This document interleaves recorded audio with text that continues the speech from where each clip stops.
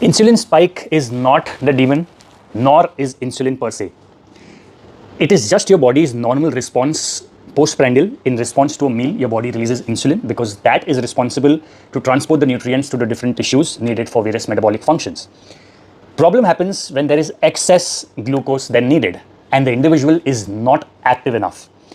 When excess glucose is present, it has the potential to be stored as muscle glycogen or liver glycogen depending upon your body composition. But assuming that most people are unfit and not active, the chances of excess glucose being stored as body fat are higher.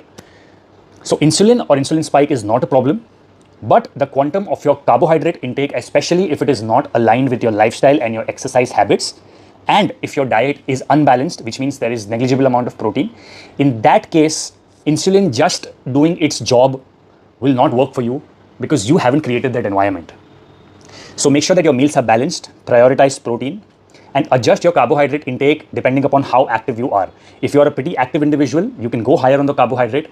But if you are not and your lifestyle is 80%, 90% office work and sedentary with just barely 30, 40 minutes of walking or something, then you need to limit your carbohydrate intake because you do not need that amount of energy because there is no demand on your body. Focus on being active and prioritize protein.